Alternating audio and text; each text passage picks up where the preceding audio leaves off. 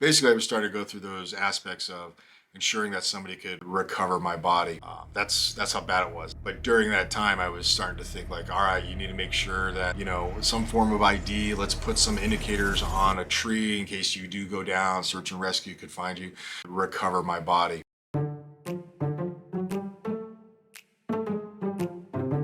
My name is Donny Dust, and today I'm going to be answering your questions from my comment section. First question is from at NDIY Ilitosh. Excuse me if I'm saying these wrong. I'm going to do the best I can. What do you think about being barefoot most of the time? Do you do much barefooting? I don't think there's anything wrong with going barefoot. For me, it's the environment that I would be barefoot in. So if I'm in like the American Southwest, New Mexico, Utah, kind of that more sandy environment, I typically do it. For me, it's more about just kind of having a little bit more freedom of movement. The one reason why I choose to barefoot and use a minimalist shoe or sandal at times is it slows you down. I find when I'm wearing some sort of boot or some sort of hiking shoe or even like an open toe box sort of shoe, I tend to move quicker through the environment, and there could be times for that. But when I wear sandals or I'm barefoot, I slow down, I pay more attention to where I'm going and the routes that I'm traveling, and that leads to new opportunities, whether it's some form of food or maybe finding an arrow point or seeing something that gives me, alarm. It could be a snake, it could be a scorpion, it could be a piece of broken glass. But not wearing shoes just kind of slows me down and gives me a little bit more methodical approach to where I'm going and what I'm doing. Next question is from Mad Mode 1922. Where would you suggest finding land to do primitive camping? Public land, word of mouth? Seems like there are quite a bit of restrictions in regular camping sites. Yeah, I mean, most of your camping sites that are run by a park service or a forest service or a KOA or, I think even like a hip camp, there will be some restrictions. Where I recommend people going, especially if you're in the US, is something called BLM, Bureau of Land Management. There's just open acres of endless, opportunities to explore and hike, and there's restrictions, but you can pretty much camp anywhere you want. You can stay up into one place for 2 weeks, and then you have to move like 150 yards from that spot. So if you're car camping, I mean, essentially you can live on BLM land. I'm not the type where I like to go to a spot for 10 days and just live there. I like to move around.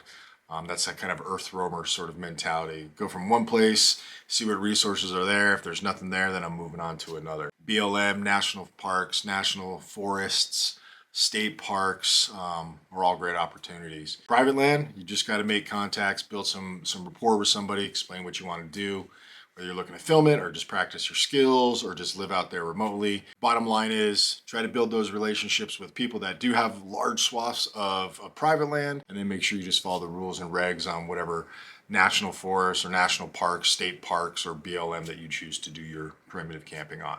Next question is from KoiDog6665. Knowing you were part of the world's finest fighting force, what was your occupational specialty? I was in the Marine Corps. I was in the Marine Corps for 12 years, and I started off in the Marine Corps. I was in the infantry. I was a heavy machine gunner in 0331, and then later got recruited into the counterintelligence, human intelligence field, and I was a 0211.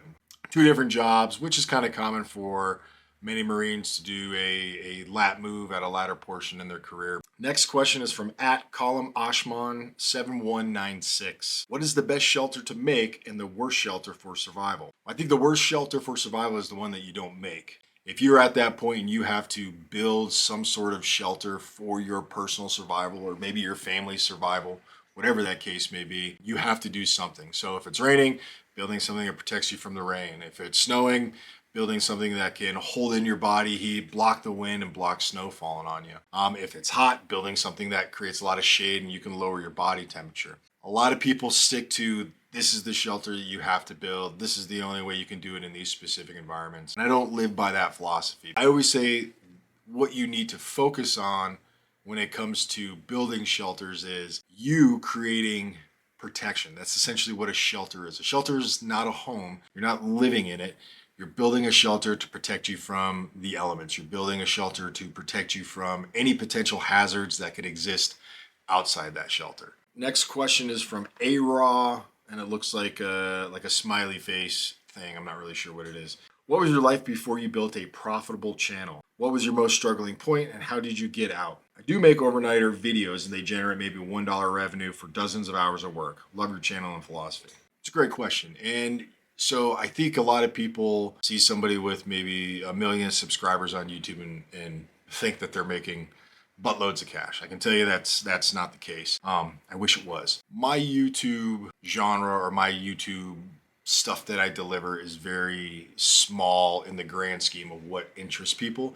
I know a lot of people are interested in survival and primitive skills, and flintnapping, that's a very small community. It's profitable for me because I enjoy doing it, and two, I would be doing it anyway. So the real profit comes that I'm not doing anything extra on my part to make a video. I go out on all sorts of earth roams and adventures, and some of them I film and some of them I don't film.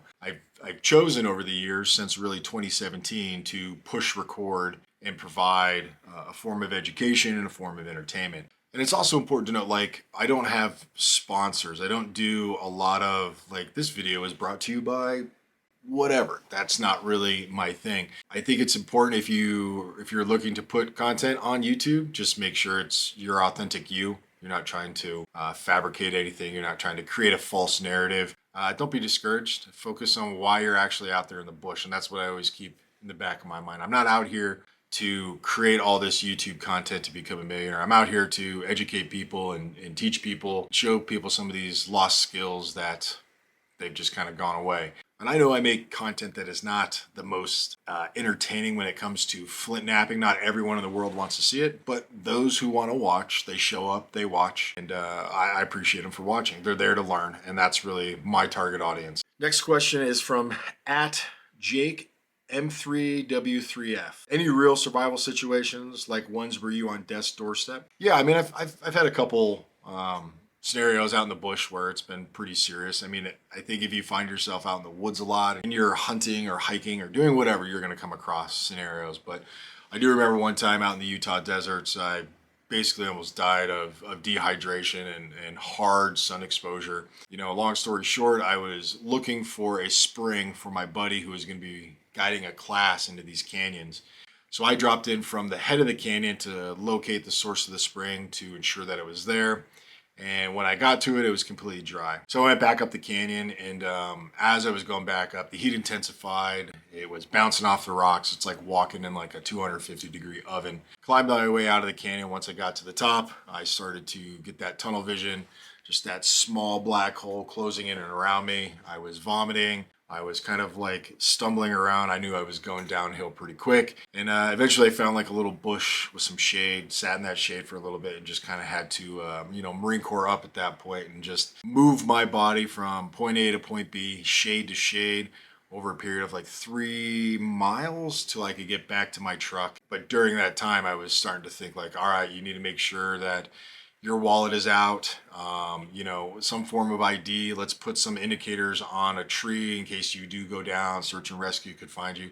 Basically, I was starting to go through those aspects of ensuring that somebody could recover my body.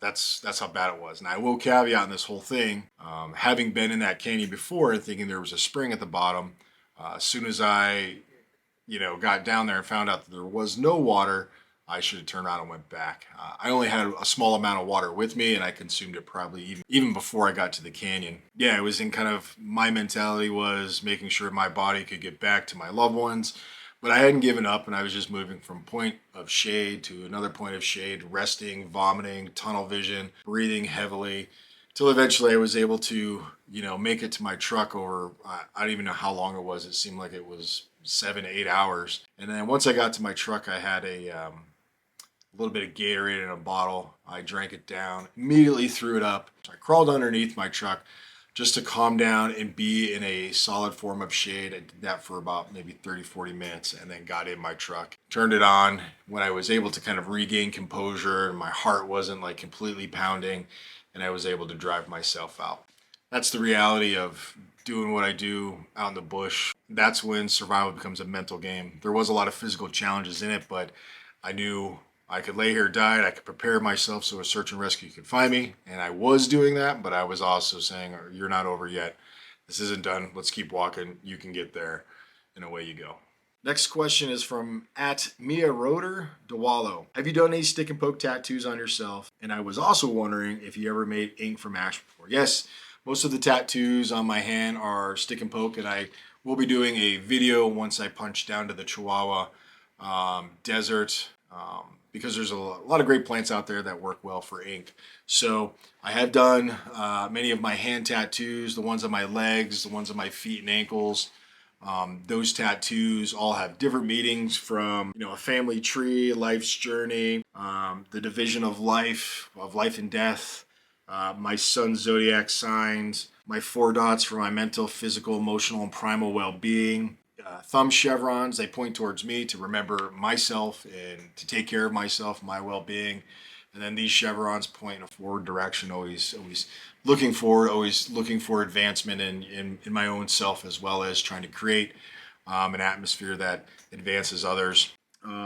These symbols here are Pictish, and it is the broken arrow and the crescent moon. The crescent moon is a good indicator of direction, and the broken arrow is kind of a metaphor for if you're not willing to take chances in shots, if you're not willing to pull out your arrow out the quiver and take a shot at your prey animal, if you're not willing to do that, then your arrow is already broken. The broken arrow on that crescent moon is a reminder to have a clear direction and always remember where you want to go, and don't be afraid to pull out your arrow and take a shot. Next question is from at Felix 187th. What is your favorite Stone Age culture? It could be any period from Paleolithic, Mesolithic, or Neolithic. Mine is the Solutrean, Upper Paleolithic, France, and Spain. I do like the Solutrean. They're probably my top three. I just like the idea of the big game hunters, large Solutrean points. I love making them. They're absolutely beautiful. But I'm completely fascinated by like that Neanderthal culture. There's a lot of folks that really discredit them as these mindless cavemen, but I do believe, based on the research that I've read and my own experimental archaeology and the things that I've endured in that kind of Neanderthal landscape, that they were every bit us as we are them. They had ceremony, they mourned their dead, they had paintings and hunted. They did so many things that were the exact same as modern Homo sapiens, that it's just amazing to think at a period in time on this planet there was another version of us, or several versions of us. So I like the Neanderthal. Like it's intriguing to me, and I would definitely say that Neanderthal culture, 400,000, 700,000 years ago, is probably my favorite. Next question is from at Dr. Skinners. Hey Donnie, I'm from the UK. I'm interested in learning how to nap. Do you have any recommendations on where I can order flint and chert to start my learning? Well, I will be 100% honest. If you were in the UK, there's one man you should get a hold of. His name is Will Lord. Will Lord is a phenomenal napper. He lives in the UK. He's a buddy of mine. We exchange stone all the time. I would get a hold of him through social media. Let him know that you saw a video where I was recommending him as somebody in the UK. He teaches everything and anything. He is a great resource. He can point you in the direction of stone, as well as he can teach you to flint knap. Next question is at Roscoe Bosco 1229. If you could relive one moment of your life again, what would it be? When my sons were born, just being able to like see them in baby form, hold them again, because now they're grown, they're teenagers. So just to relive some of those moments would be pretty cool. All right, next question is from at Comfortably Numb 9342. How long have you been into primitive tools and survival with them? Was it always an interest or something you got into from military survival training? I grew up in a generation where YouTube, computers, cell phones, all those things didn't exist. You were outside, and when you were outside, you were always making things, creating things, building, forts or shelters. And so that was always just how I was. And I think once I was a little bit older, around 13, 14, 15, I was able to learn more about ancient peoples and their ability to survive, which kind of led into that survival world. And I always ask myself this question: how did we do it? How did ancient peoples go about living through every environment on this planet? What was their means of survival? And it was stone tools. Without those stone tools, our future could have been completely different. So for me, it was starting at the very, very beginning. The military taught me a very traditional survival, escape and evasion, surviving with modern means, whether it's a down pilot scenario or, you're escaping some sort of hostile enemy force. So it gave me a traditional and functional means of survival, but I was able to incorporate a lot of that kind of primitive technology. I would say it's always been a thing, but it's evolved and changed over time based on, how old I was and accessibility to, different areas of woods, what I was doing in the military, whether it was in a combat environment overseas or working with indigenous people. Every environment kind of fostered and gave me a new little skill set. Next question is from @GrayWolf. Do you ever worry that your recreations will pollute the archaeological record? Do you ever clean up your debutage piles, either in the wild or at home? It's a good question. My debutage piles won't ever contaminate. I don't really worry about it. I clean up after, everything and anywhere that I go. More importantly, I think archaeologists are pretty smart and can discern pretty quickly that this is something modern. I don't ever really sweat that the stuff that I do is going to contaminate the archaeological record. I think if I was going to archaeological sites and historic sites and then flint napping on them, that could be definitely a problem. But places that I flint nap and where I do my stuff is obviously in the workshop behind me. But when I am out in the bush, I clean up my stuff. It's just good practice. Next question is from @JerryBowman501. I've read your 3 books and have gotten to know you through those readings. I'm an avid woodsman and professional trapper. Who do you believe is an honest survivalist, outdoorsman, bushcrafter, etc.? I struggle with some of these YouTubers. It's a good question, and so do I. I would say, for somebody being on YouTube, one of the biggest struggles that I see is that people confuse what survival is, bushcraft, and like what just camping is. Just to address it right up front, nobody on YouTube is doing any real survival. What do I mean by that is all of the survival videos, any of the bushcraft videos, anything like that is all self-induced, meaning we, they, whoever gets to pick the parameters and how they're going to operate. For example, if I go out into the bush with just some stone tools, I am picking those stone tools. If somebody's going out in the bush and they're carrying a 22, a tarp, a couple cans of beer, and some steak, and like an axe, they are picking how they're going to operate with those tools. It doesn't mean that everything is false, but they have some decision making in how they're going to portray whatever it is that they're going to portray. In a real survival situation, you will not have that. You will not get to pick. You will not get to choose. You will have to ultimately accept now is a real situation and I must execute certain tasks to maintain my life. So all the things you see on YouTube, TikTok, Instagram, any social media, it is self-induced by the person who is portraying it gets to pick those parameters. For me, I like the stone tools. I like to hunt primitively, but I still get to pick that. So it's not that it's inauthentic, but first you just need to realize a survival scenario, somebody doing a 5-day solo camping thing in the Arctic or in a jungle or whatever, they're picking the parameters of how they're going to operate. Doesn't mean they're not going to face hunger. It doesn't mean they're not going to face weather and different hardships. But again, somebody could be like, all right, I'm going to go out for the next 5 days, see that it's going to be raining for 5 days and be like, I'll wait a week and then I'll go out again. So there's a difference between what is 100% real survival, craft or primitive skill situation, and what is something that's on YouTube. There's a lot of great folks out there that portray a lot of very unique survival, primitive skills and traditional stuff. I always say take a look where they're at. What are they trying to portray? And remember, it's just self-induced. They get to pick the parameters. Next question is from IzzyYC6559. I know you've had some physical health struggles, a heart attack. Would you ever have any mental health struggles? Do you think ancient humans did? And how do you think they coped? If that's too personal, I totally get it. But I thought I would ask as someone who struggles with anxiety. So yes, when I was 37, I had a massive heart attack. My left anterior descending artery, leads in my heart, had a 99% blockage and it ruptured. It was near death for me. That was in 2017. And that's when a person said to me like, hey, you do a lot of cool things. You do a lot of amazing things. You need to share it. Prior to that heart attack, I was never on social media. Didn't have anything whatsoever. I was just in the mountains, breaking stone, hunting, barely ever took a photo. That's not really what my purpose was.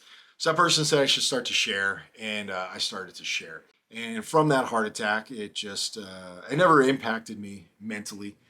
Never impacted me in any way where that was just a reality that happened. It wasn't from drugs or alcohol or being, not physically fit. It was just, I got sticky blood. It built up over the years and had a heart attack. That people that struggle with stress or anxiety, I mean, I'm not a licensed psychologist by any means, but you should go talk to somebody. There's nothing wrong with that. I've always used nature as my source of healing. Breathe the fresh air, take your shoes off, walk in the dirt, feel the water, feel the ground, breathe in the air. I do think ancient humans struggle with the exact same things that we do today. Relationship issues, mom and dad giving them pressure, people in their clan or tribe are busting their chops because they didn't get their kill. That is part of that human dynamic. I think it's escalated to a much larger scale in this day and age. Without a shadow of a doubt, people 100,000 years ago, 40,000 years ago, struggle with the same sort of things. They had stress. I mean, I think their stresses came from different needs, wants, and desires, but they still existed. This question is from at your L the Lion or I'm not really sure what that is, and I'm not the best at words at times, so these are all obviously up on the screen. Do you ever drink unfiltered water from natural sources? Yes, from natural sources, I will drink unfiltered, unprocessed water from springs, morning dew, rain, snow, all those sort of things. I will drink from certain streams as I've consumed from them before, and I kind of know the outcomes and what's going to happen. Just understand between,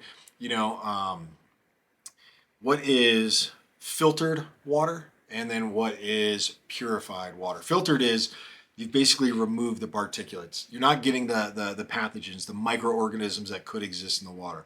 Purifying it means you've killed all of those pathogens. Filtering it just makes it cleaner, makes it a little bit more approachable when you're drinking. There's a difference. Next question is from at Daniel Sharman J40. Can you use a wool blanket in 4-degree Fahrenheit temp? Yeah, you can. I mean, if that's what you got, that's what you got. I mean, I would recommend if you are, again, you are picking the parameters, you're that self-induced survival scenario. If you're going out to experiment with it, I would go out, experiment with it in varying degrees of temperature. But will a wool blanket get me by for one night in 4 degrees Fahrenheit? It's going to be better than nothing. But I would say if you're going out there to do that, bring that blanket, sleep for a couple hours, see how your body's see how your body's reacting.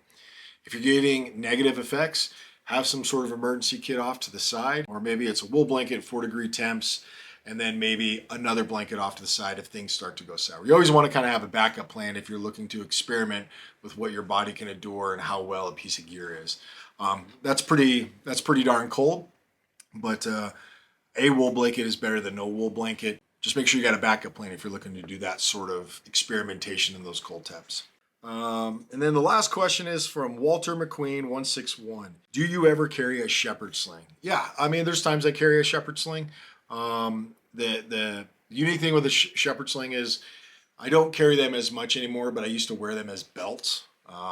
Whether it was a wrap that I was, tying around my body, I would use it as like a tie, or I would use it as a belt, just kind of that multi-purpose as a potential meal getter. But I found that sometimes shepherd slings are really the best to like flush animals, or if I think I hear things and I need them to move, maybe I could throw a stone at great distance over them, maybe behind them, and get them to push towards me, playing where the wind is, the natural terrain. But shepherd sling is a cool little item, easy to make, and I think it doesn't hurt to wear one or bring one with you wherever you go. It's not a bad option. So that wraps up my answers to the comment section. I do get a lot of questions and comments. I'm not going to say I get millions. I'm not one of those people that a million people ask this question. No, it's not the case. I get questions and I get comments. And as some of you have seen in my comment section, I try to answer them. I can't get to them all the time. But these questions seem to be a consensus. A lot of people have asked these similar questions. So I just wanted to address them, take a time and show my appreciation, and really devote this to the people that watch the videos that I create. I enjoy making them. I have no sponsorships in these videos. If somebody ever offered what I do on, it depends. I'm not here to sponsor shampoo and crazy stuff or some VPN or some QuickBooks tax. I don't know. That's not my jam. If somebody has a knife and it's a good knife, I'll just talk about it for free because it's a good knife. That's just called sharing and creating an environment that promotes things that are good based off of experience, not because you got paid $1. That's not my jam. I appreciate everyone leaving their comments, watching these videos, sharing them with those that they want to share with, and I hope these answer some of your questions that are left in the comments. All right, appreciate you watching.